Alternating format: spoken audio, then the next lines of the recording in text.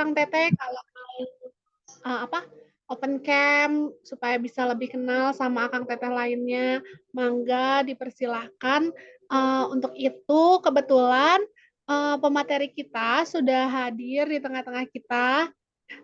Ada Kang Safety Kara, materinya itu hari ini adalah tentang a deep dive into JWT ya. JWT kemarin bahasa hitsnya, tapi part 2 gitu. Silahkan Akang Teteh disimak materinya.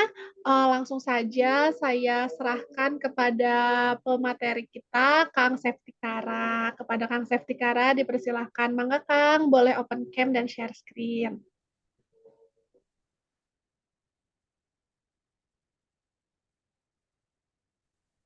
Iya, terima kasih Teh.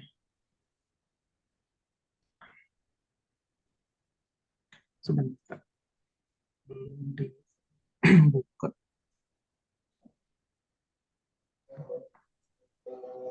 Oke, mangga Kang Safety dipersilahkan untuk memulai kegiatan di malam ini karena alhamdulillah nih teman-teman udah mulai pada berkumpul. Jadi sambil menunggu yang lain bisa sambil dimulai saja Kang. Mangga Kang Safety dipersilahkan. Selamat menyimak Kang Teteh.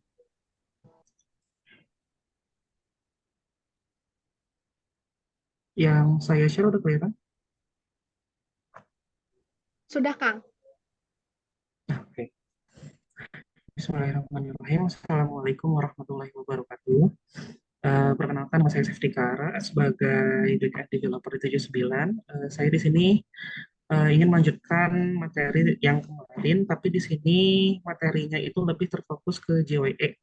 Masih bagian dari JWT juga, tapi untuk JWE ini fungsinya adalah untuk enkripsi konten eh, di web gitu, menggunakan standar yang kurang lebih serupa sama JWE.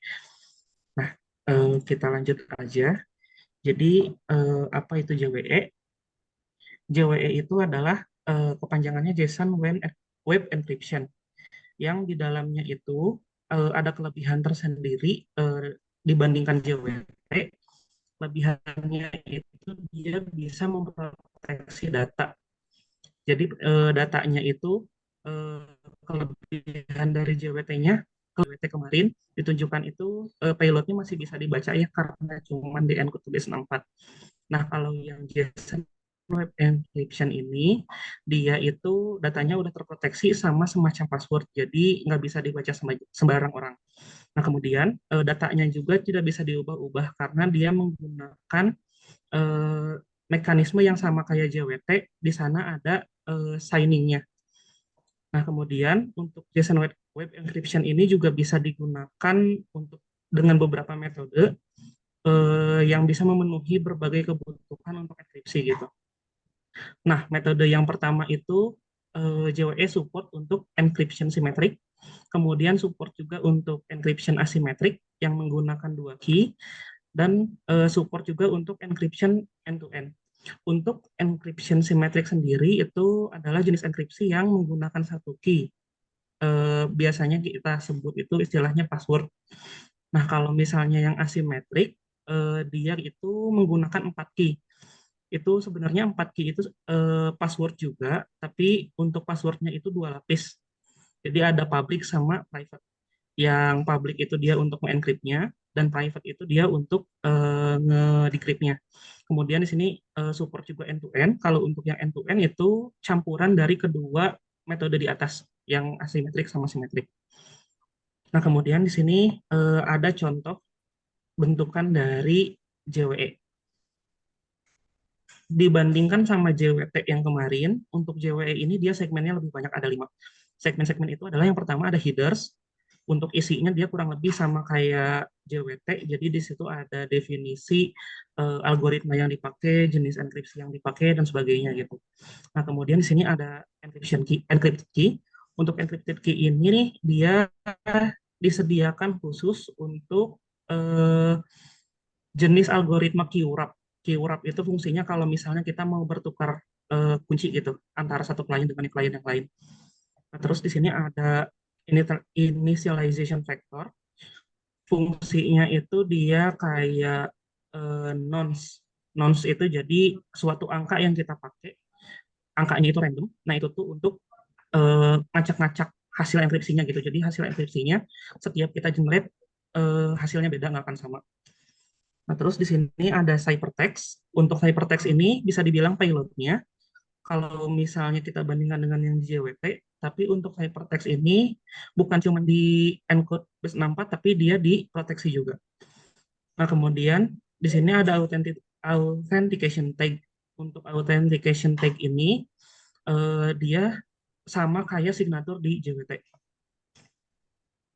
Nah, biar bisa lebih paham, kita langsung praktek ya untuk di JWE-nya.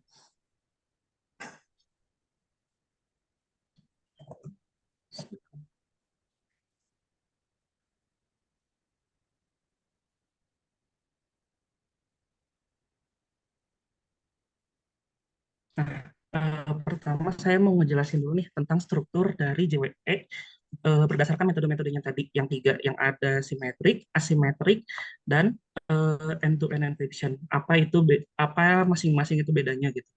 Pertama untuk yang asimetrik dulu, yang simetrik dulu. Untuk simetrik itu jadi bisa kita gambarkan kayak gini. Misalnya kita punya suatu teks yang bentuknya plain, artinya bisa dibaca dengan manusia biasa gitu ya.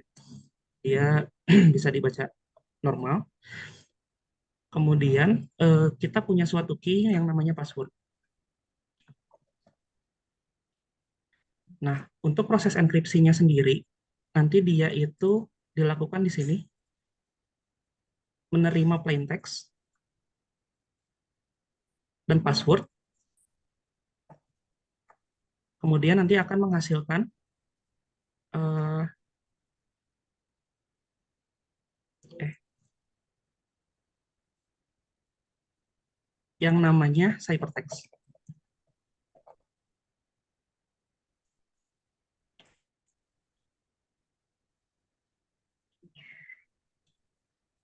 Dan ketika kita mau ngedekripsi pun, dia prosesnya kurang lebih sama, hanya dibalik gitu.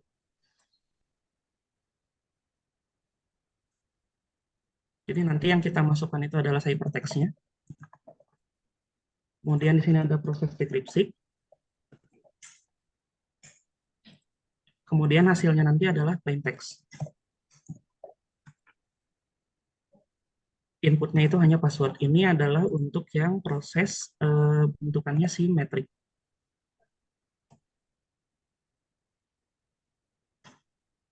Nah, kemudian kita coba contohkan dengan codingan.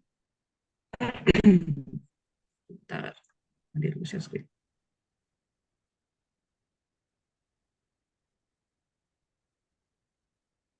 Hmm, screen.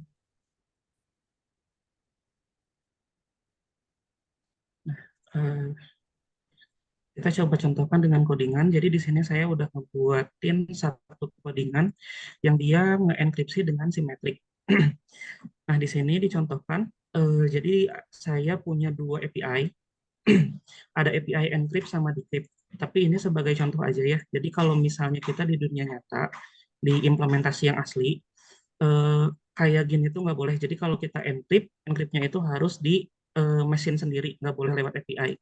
Karena kalau lewat API, itu sama-sama aja data yang nggak keproteksinya ngelewatin internet itu. Dan itu yang harus kita lindungi. Nah, jadi kalau misalnya kita mau nge-enkripsi, ini nggak itu.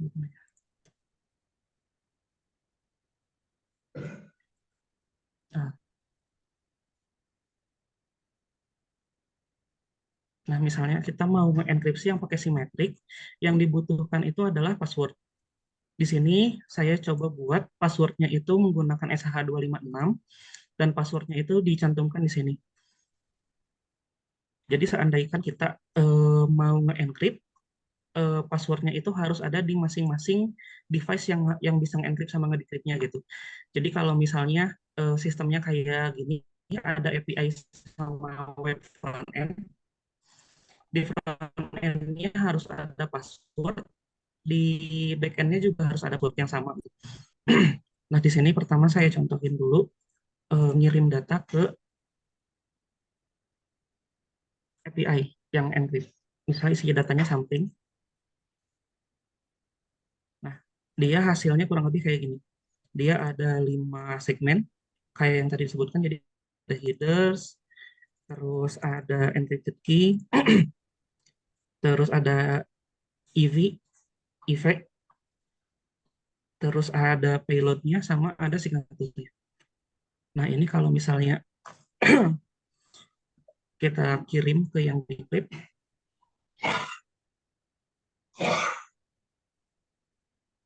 dia bisa dapat datanya lagi something. Karena di proses yang sini, dia dua-duanya masih di API. Yang pertama yang encrypt, dia pakai secret yang sama, dan cuma ngambil plain text dari yang dikirim sama klien. Kemudian untuk yang proses decrypt, dia juga secretnya masih pakai secret yang sama. Nah, terus sekarang gimana ketika di front end, kurang lebih untuk stepnya sama, dan kebetulan ini karena dua-duanya bahasanya JavaScript, jadi benar-benar nggak jauh beda gitu untuk bentukannya. Nah, untuk di front end kita bikin juga nih si passwordnya menggunakan metode yang harus benar-benar sama, misalnya pakai SH256, kemudian ini dipotong jadi 16 byte, terus isi passwordnya itu adalah password. Di servernya juga harus sama isinya password. Nanti kalau misalnya ada perbedaan dikit, dia jadi nggak bisa dipakai. Itulah kenapa kalau misalnya kita pakai encryption symmetric kurang aman, karena passwordnya itu harus ada di dua tempat, dan passwordnya itu benar-benar sama gitu. Jadi seandainya salah satu bocor, itu udah bisa dibobol.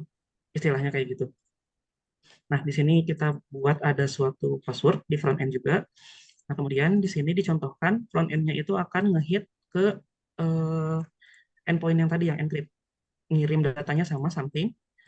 Kemudian nanti kalau di sini bisa dilihat prosesnya, kalau misalnya API-nya udah kirim, kemudian dapat respons, datanya itu di decrypt, tapi di decrypt-nya itu langsung di si kliennya. Kalau tadi kan yang kita contohin, untuk proses decrypt-nya masih lewat API lagi ya. Nah, kalau yang ini di front end, dia langsung nge-decrypt di front end-nya gitu. Nggak ngirim ke API lagi. Jadi API yang dipanggil cuma encrypt-nya aja. Dan ini tuh bisa dilakukan karena passwordnya dua-duanya udah ada. Gitu.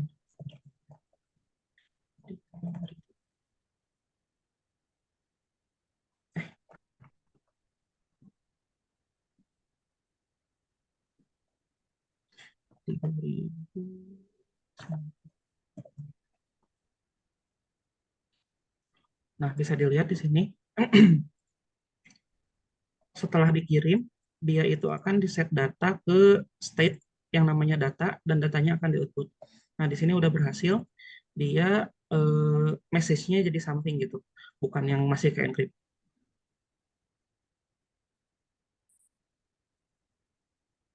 Tapi kalau misalnya kita lihat di API-nya, dia bentukannya masih ke encrypt kayak gini, masih nggak bisa dibaca.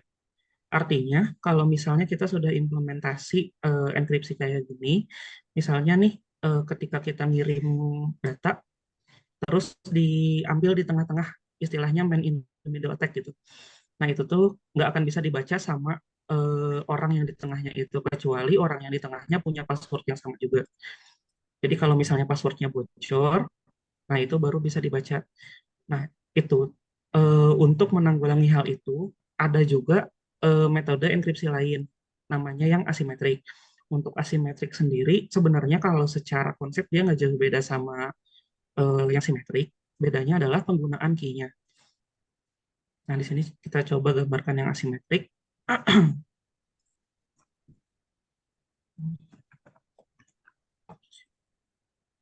Untuk yang asimetrik, misalnya di sini kita gambarkan ada dua entitas. Entitas pertama itu adalah klien,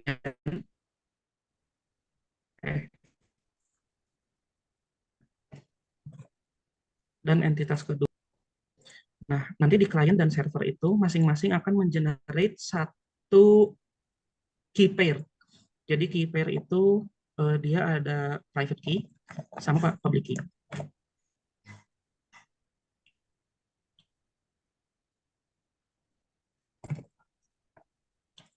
Di server pun sama, dia akan nge-generate private key dan public key.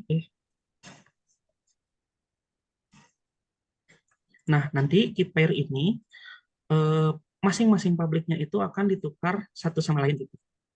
Biasanya jadi untuk aplikasi yang menggunakan metode asymmetric encryption, dia itu ada satu fase di mana aplikasi itu akan komunikasi untuk saling bertukar public key. Jadi nanti di sini kita kasih identitas ya, misalnya klien,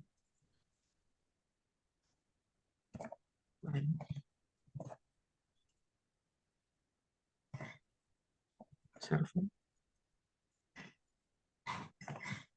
server. Nah, terus di sini misalnya kita sediakan sebuah API.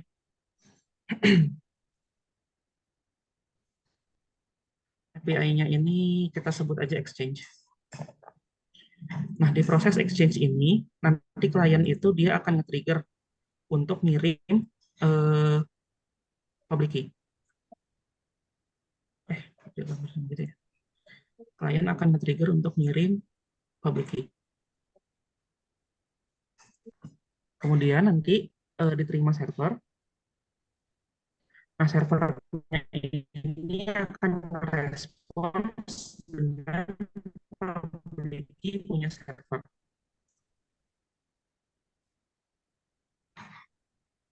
Nah, jadi nanti si public key ini,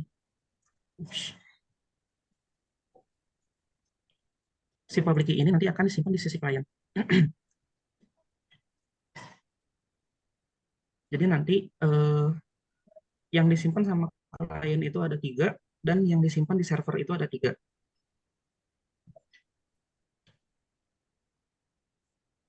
Nanti klien itu punya public key, punya server, dan server juga punya public key, punya klien. Nah, fungsinya buat apa? Jadi, kalau untuk enkripsi di asymmetric ini, kalau tadi kan di symmetric dia cuma pakai satu password ya untuk enkripsinya. Nah, kalau di asymmetric ini, proses enkripsinya itu kayak gini. Jadi, misal kita punya plain text, proses enkripsinya itu kita menggunakan public key.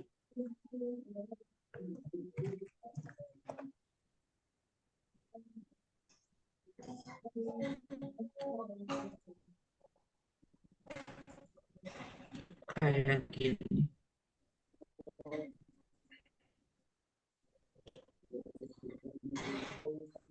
Tapi ketika kita nge-encrypt, ketika kita nge-decrypt, itu kita nggak bisa pakai key yang sama. Jadi harus pakai pasangannya, yang private key tadi.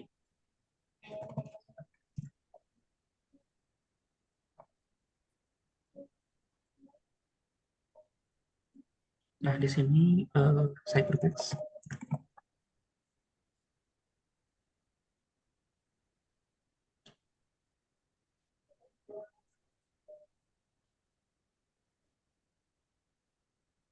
Di sini kembali lagi ke plain text. Jadi kalau misalnya nih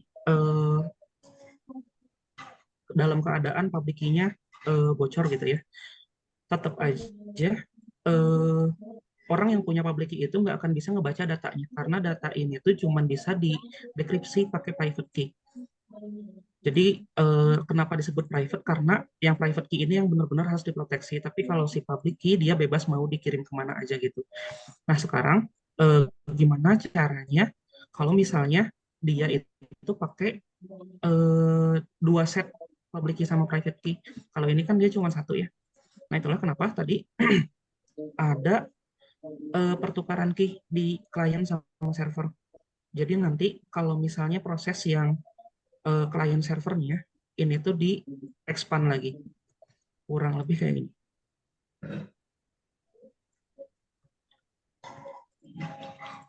Kita kasih notasi biar menandakan kalau ini misalnya proses dari klien, terus ini ada di network,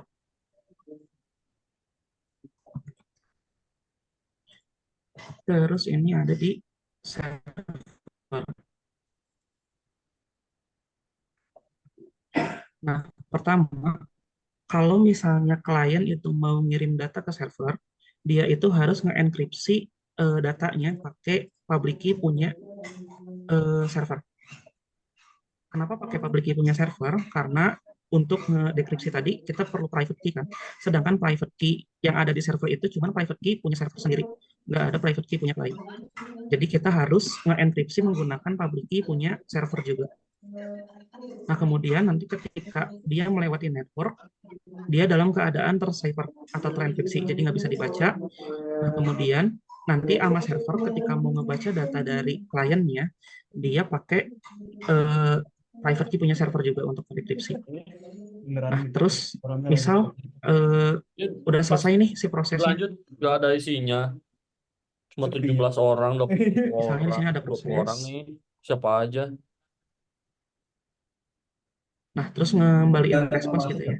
Untuk responsnya awalnya dia bentuknya plain text juga. Tadi saya lihat Pak Arif begitu dulu yang mahasiswa.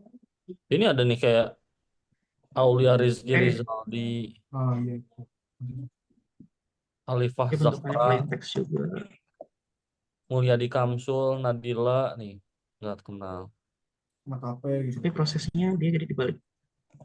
Di sini enkripsi, di sini dekripsi.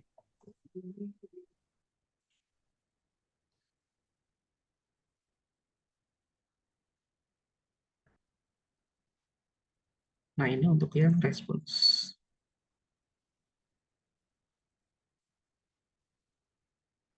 Nah, key-nya pakai apa?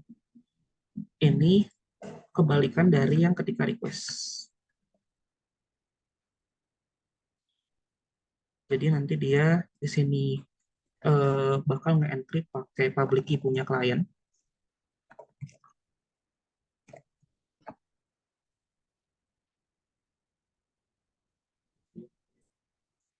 Dan di sini ketika klien mau ngebaca, bakal pakai private key punya klien sendiri. Private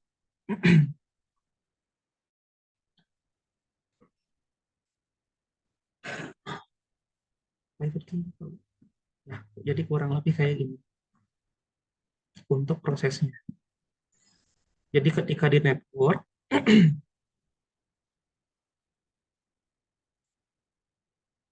dia itu nggak akan bisa dibaca sama sekali. Dan seandaikan nih si key-nya bocor, karena key yang kita kirim itu cuma key public, jadi nggak akan ada kemungkinan untuk attacker yang ada di network ini bisa ngebaca data yang dikirim. Jadi nanti masing-masing bakal pakai key yang aman. Dan yang tengah itu lebih kecil kemungkinannya untuk bisa ngebaca data. Kecuali kalau misalnya yang di tengah ini bisa ngambil private key. Nggak tahu gimana caranya gitu ya.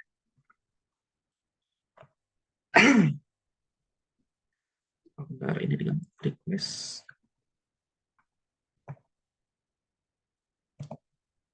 Ini respons.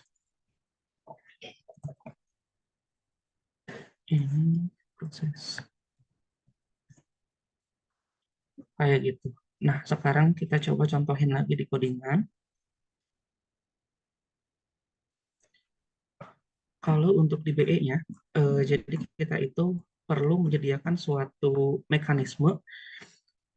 Kalau di sini mekanismenya agak dipersimpel ya. Jadi ketika BE startup, BE itu bakal nge-generate suatu key yang nantinya bakal dipakai. Yang server private key sama server public key tadi. Nah, nanti ini bakal disimpan. Tapi kalau misalnya di implementasi asli di dunia nyata, itu harusnya setiap klien yang connect ke server itu, dia punya public key sama private key yang beda. Jadi jangan pakai yang sama. Cuman kalau di sini contoh ini pakainya satu, sama. Nah, kemudian nanti kita sediakan suatu API yang fungsinya itu untuk bertukar antara klien sama klien akan mengirimkan public key dan server akan mengembalikan public key punya server. Kemudian untuk si public key yang dikirim tadi bakal disimpan juga di server gitu. Di sini contohnya disimpan di client key kayak gini. Nah, terus kembali ke materi. Kalau kemarin kan udah disebutkan ya ada JWK yang fungsinya itu untuk pengiriman key di bentuk web yang lebih efisien. Nah, kita coba lihat dulu, mundur ke materi yang lama. Di mana?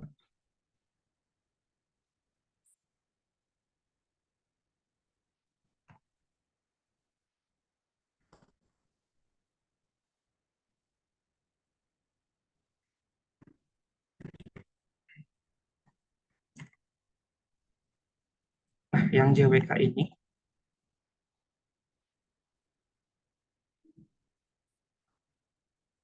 Nah, jadi untuk JWK ini kegunaannya itu adalah ketika eh, implementasi yang kita gunakan, contohnya asymmetric key gitu. Kan key ini kita perlu saling tukar ya antara klien dan server. Nah, kalau misalnya kita nggak pakai JWK, yang perlu kita kirim itu bentukannya kayak gini. Kan kurang efisien ya. Jadi dia banyak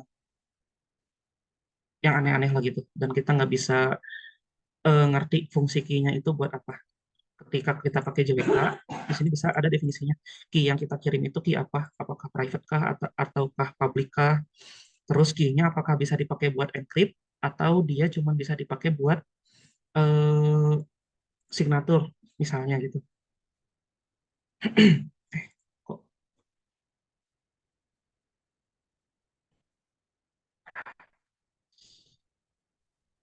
nah contohnya ini. Jadi nanti dia bisa ketahuan nih, kok bisa dipakainya buat apa aja, bisa signatur sama enkripsi atau misalnya signatur doang gitu. Karena untuk pengiriman key ini kadang kan kita cuman misalnya nih ngasih ke klien tuh, dia cuman buat yang signatur aja, yang buat enkripsinya pakai key yang lain karena key yang signatur kurang aman gitu, misalnya kayak gitu ya. Jadi bisa ketahuan. Tapi kalau misalnya pakai format yang sebelumnya, itu nggak bisa ketahuan. Jadi bisa jadi klien itu salah pakai nantinya.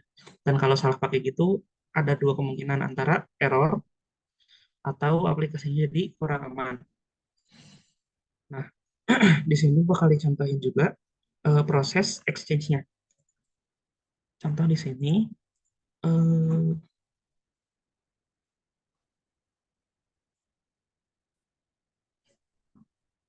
nah ini untuk front end-nya, coding ya, karena codingannya belum selesai. Hmm,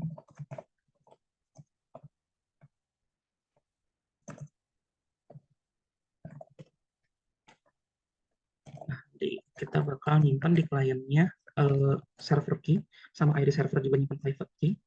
Nah, kemudian nanti di sini kita panggil endpoint untuk exchange-nya. Untuk di bagian backend-nya kita udah sediakan satu API yang fungsinya untuk exchange. Dia pathnya di encryption asymmetric exchange.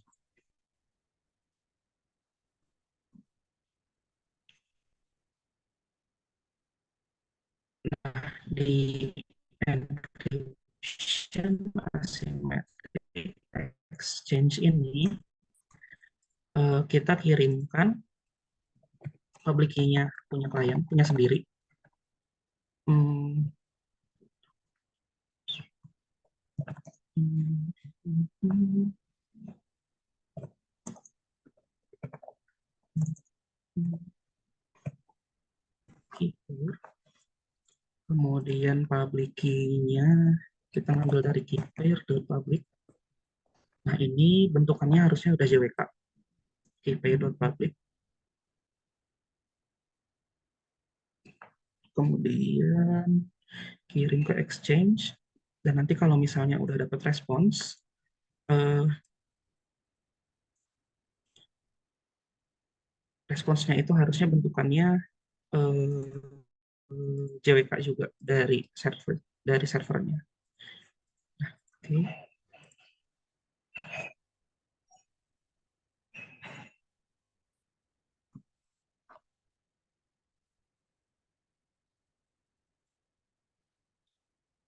Lupa lagi kembaliannya gimana. Cek ini dulu ya.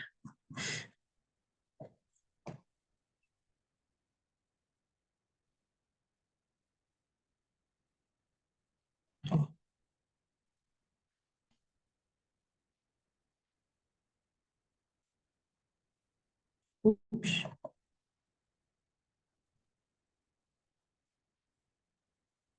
QC, export chemical. Hmm.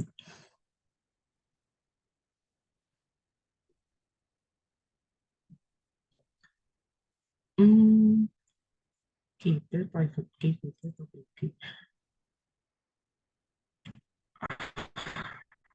Harusnya sih bisa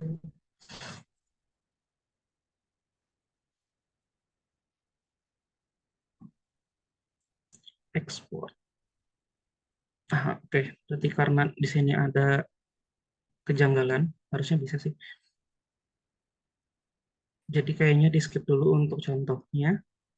Tapi di sini kebetulan juga udah ada aplikasi yang dulu pernah dibuat sih untuk eh, apa namanya, untuk end to end ini. Di sini ada satu API, dia fungsinya untuk exchange, seperti yang tadi dijelaskan ya, ada pertukaran dan sebagainya. Nah, kemudian eh, untuk di sisi front end-nya, di sini bisa dilihat di upload, bukan di gateway. Nah, nanti dia akan ada,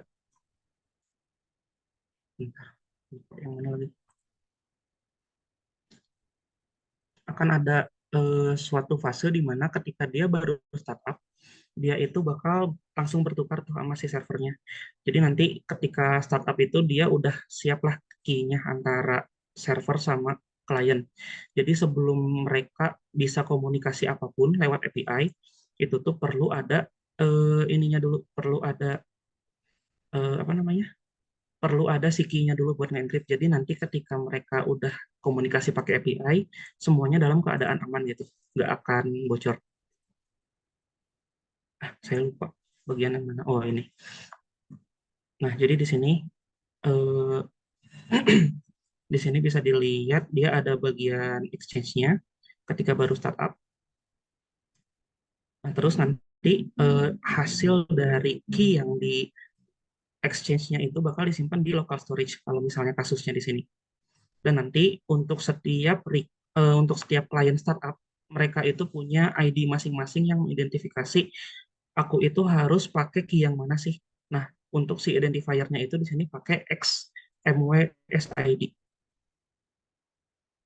Kalau di sini karena kita itu pakai middleware kalau dulu. Nah, jadi contohnya kayak gini. Nanti kalau misalnya udah ada apa namanya, udah ada key-nya, setiap mau manggil API perlu di ini dulu, di encrypt dulu. Jadi nggak akan bisa pakai data yang pakai encrypt. Nah, itu mungkin untuk yang eh, apa namanya, asimetrik. Nah, kemudian untuk yang metode ketiga ada yang namanya end-to-end encryption.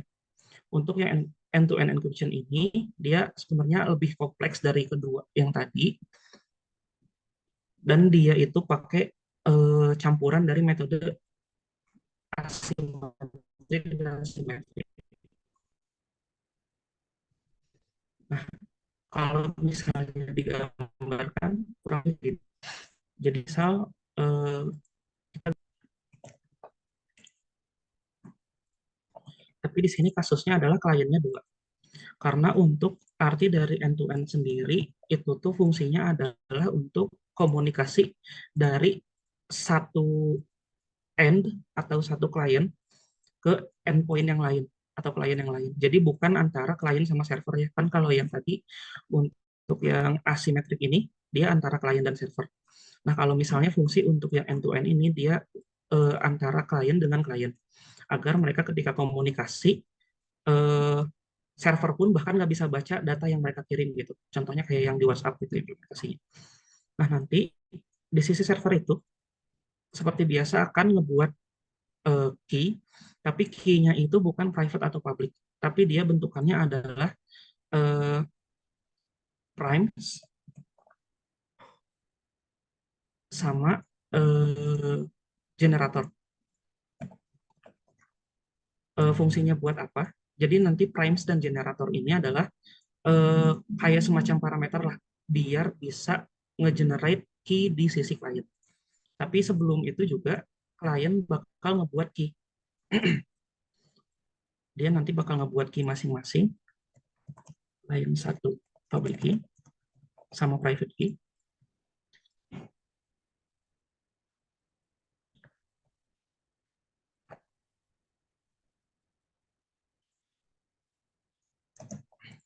Nah, kemudian di sini juga nanti dia akan nge-generate key juga, public key sama private key.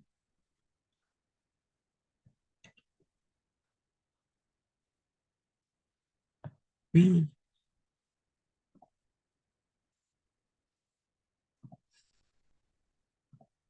Nah, kemudian nanti akan ada suatu fase di mana kalau misalnya tadi yang di asymmetric itu kan ada exchange ya. Nah, di end-to-end encryption juga kurang lebih sama, ada key exchange, cuman ketika exchange itu prosesnya sedikit berbeda. Jadi nanti kedua klien itu dia masing-masing akan langsung ngambil data ke server secara bersamaan. Kenapa harus secara bersamaan? Akan selalu sama, jadi akan selalu berubah-ubah. Dan kalau misalnya klien 1 sama klien 2 nggak bersamaan, bisa jadi prime sama generatornya ini udah beda. Sedangkan kalau misalnya mau berfungsi si metode ini, klien 1 dan klien 2 itu harus ngambil primes dan generator yang benar-benar sama gitu di antara dua ini. Nah, jadi nanti di dua sisi ini bakal punya primes dan generator. Ketika udah ngambil, nah nanti fungsinya buat apa? Primes dan generator ini akan dipakai untuk mengolah public key dari masing-masing klien. Nah, ini proses pertukaran yang pertama ya. Ada proses satu lagi yang fungsinya itu untuk bertukar public key antara masing-masing klien.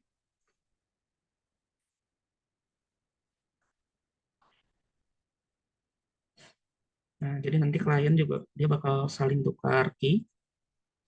Ini ke sini. Ini juga ke sini.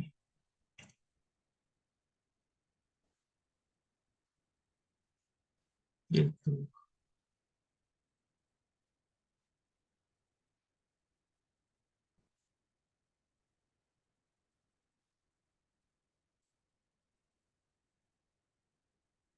Gitulah ya, rapi.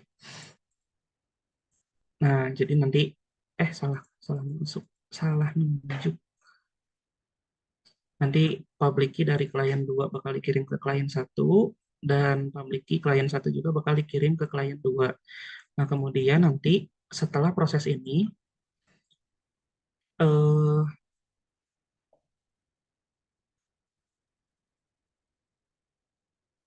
nanti public key itu bakal diolah di sisi klien.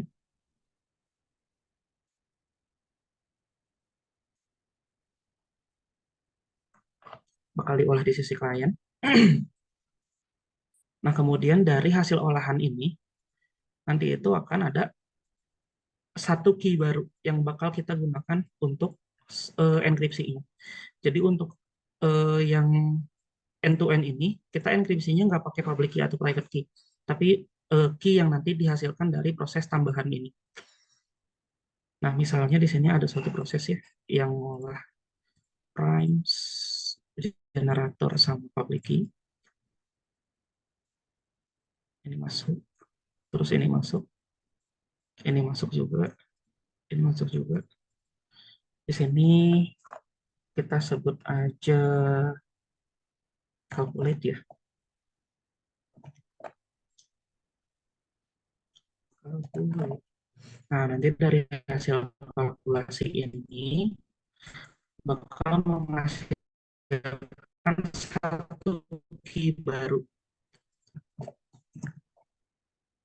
Nah, untuk share key ini baru yang nanti kita pakai. Dan dipakainya adalah menggunakan algoritma ini. Jadi nanti si share key itu bakal sifatnya kayak password. Nah, nanti di sini juga sama, bakal nge-generate. Gitu ya.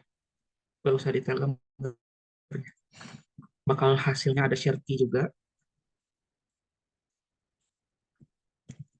Nah, dengan proses-proses yang ada di sini, yang saling tukar public key, saling tukar prime sama generator. Nanti bisa dibilang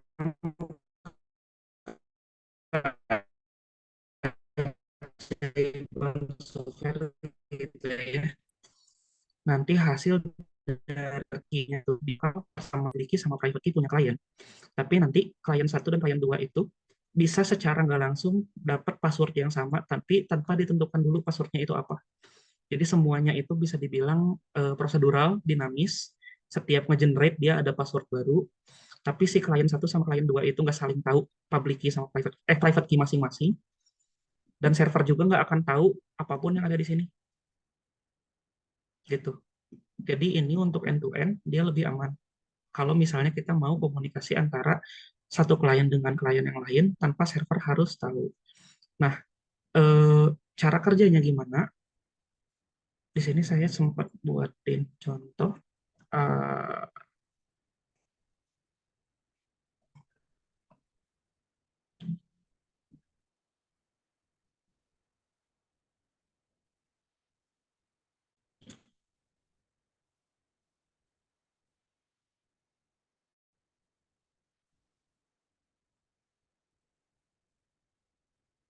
nah, misalnya gini ya, karena untuk aplikasi klien dan backend-nya masih belum selesai, dicontohin sama konsepnya aja. Jadi misal sini ada suatu bilangan prima yang nah terus di sini tuh anggap aja di sini ada suatu proses di mana klien minta ke server tentang yang tadi ya, prime sama generator. Nah, misalnya di sini kliennya ada dua, ada Alice sama Bob. Nah, nanti si Alice ini dia bakal dapat prime yang minta dari server. Nah, kemudian si Alice ini generate key yang tadi, key public sama private, tapi berdasarkan prime yang dapat dari server. Terus nanti setelah dibuat, dia punya public key sama private key baru. Untuk Bob juga sama, dia jadi ngambil dari server, ngambil bilangan primanya, kemudian nanti dia nge-generate public key sama private key. Nah, jadi nanti masing-masing dia punya public key sama private key. Nah, setelah masing-masing dia punya key pair-nya, di sini ada fase di mana Bob dan Alice itu bertukar public key. Nah, jadi nanti si Bob itu dia punya public key punya Alice, dan Alice juga dia punya public key punya Bob. Nah, di sini ketika Alice sudah punya public key punya Bob, Alice itu melakukan komputasi secret yang baru gitu, berdasarkan public key punya Bob. Dan Bob juga melakukan hal yang sama. Nah, hasilnya kayak gimana? Bisa dilihat kayak gini. Jadi untuk bilangan prima yang kita dapat dari server, dia bisa isinya kayak gini. Nah, terus dia key private punya Alice kayak gini, key public punya Alice kayak gini, terus key private punya Bob kayak gini, key public punya Bob kayak gini, tapi setelah melewati suatu komputasi khusus, nanti mereka menghasilkan suatu key akhir yang sama. Jadi nanti Alice punya password yang bentukannya kayak gini, dan Bob juga punya password yang bentukannya kayak gini. Ini bisa dilihat ya, dia isinya sama, OF314C. OF314C, akhirnya 90E2, 90E2. Sedangkan kalau misalnya kita lihat prosesnya di sini, antara Alice dan Bob, yang mungkin yang saling mereka ketahui cuma public key sama prime dan generatornya. Tapi si private key-nya nggak diketahui sama sekali, tapi hasil akhirnya dia punya password yang sama.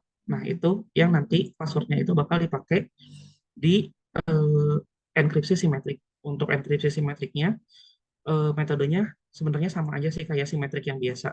Bedanya cuma passwordnya aja. Kalau misalnya ini kan kayak semacam di hardcode gitu ya, password. Nah, kalau misalnya pakai yang end-to-end, ya passwordnya berdasarkan hasil exchange yang tadi, yang dicontohkan di sini. Nah,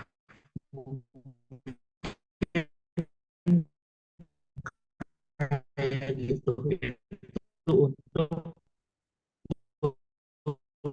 beberapa metode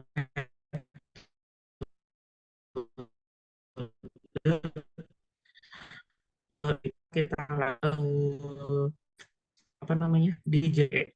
Tapi kalau misalnya untuk hasil MPC-nya sih sebenarnya sama-sama aja ya, antara simetrik, asimetrik atau yang end to end. Ya bentukannya kayak gini gitu.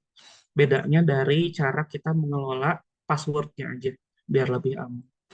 Nah, mungkin kalau yang bisa saya sampaikan cuman segitu. Saya buka sesi pertanyaan sih kalau gitu. Oke, baik kepada Kang Teteh, karena materi dari Kang Safety-nya sudah disampaikan, mangga apabila ada pertanyaan, boleh raise hand atau via kolom komentar kalau malu-malu. Dipersilakan Kang Teteh, kalau ada pertanyaan, yuk mulai dibuka.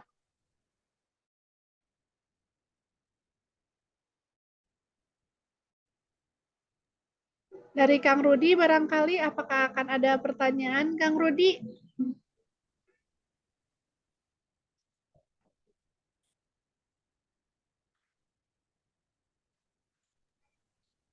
Atau Akang Teteh yang lain, mangga, apakah ada pertanyaan atau dari Kang Safety ada tambahan atau mungkin mau mencoba bertanya sama peserta, dipersilahkan. Kalau mencoba bertanya kasihan tuh. Saya juga pusing soalnya. Oke, oke. Dari Pak Winnie mungkin, Pak Winnie gimana Pak Winnie? Apakah ada pertanyaan atau mungkin ada sesuatu yang mau didiskusikan? Diskusinya offline aja nanti tentang golok sama septic. Boleh, Pak. Ampun, Mbak. Mangga, Akang Teteh yang lain apakah akan ada yang bertanya? Mungkin di sini kita bisa sapa dulu ya, ada beberapa dari kelas teknologi, terus juga ada dari PKL, di sini juga ada yang dari Challenge Talent Center ya, challenge-nya Arutala sama 79. Mangga, jangan sungkan, nggak apa-apa, kita bertanya dan berdiskusi saja di sisa waktu malam ini. Silahkan.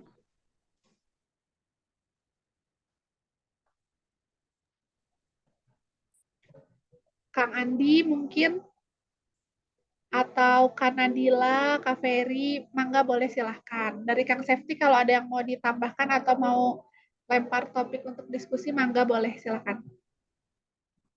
Oke. Kalau misalnya untuk diskusi ini konseptual sih, siapa tahu ada yang mau nanya ya ini cara pakainya gimana gitu. Terus dia kemampuannya apa aja, kekurangannya apa, kelebihan apa, siapa tahu mau tahu. Mangga silahkan. Kak Aulia, silahkan barangkali ada yang mau Ini ditanyakan. Kak juga Aulia Rizky Rizaldi. bentukan data kan aneh tuh ya.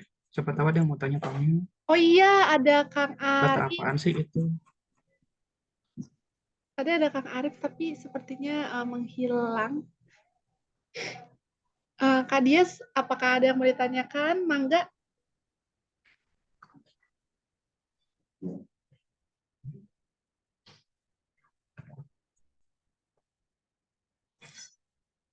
Baik, mungkin kalau tidak ada pertanyaan, kita akan melanjutkan nih ke sesi penutup mungkin ya, supaya teman-teman bisa istirahat juga.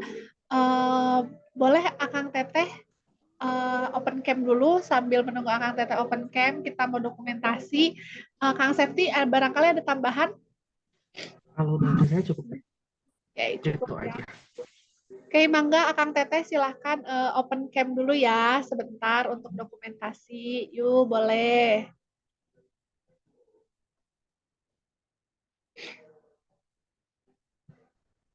Silahkan.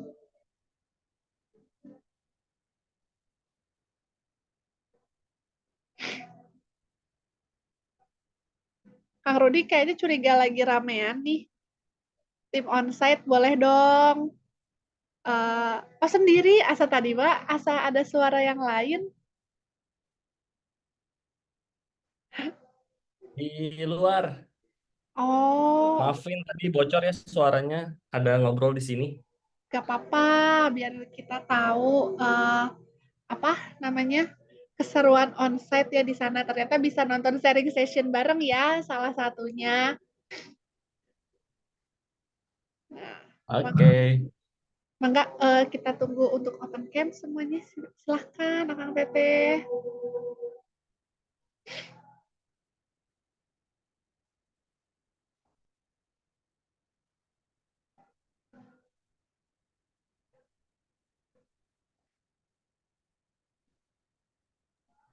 Teh Almira nggak akan open cam. Gak apa-apa Kak Rafli kalau nggak ada webcamnya aman. Teh Al tidak akan open cam, Teh Al. Baik ya, kita persiapan untuk foto. Langsung aja. 1, 2, 3. Oke, sudah Akang Teteh.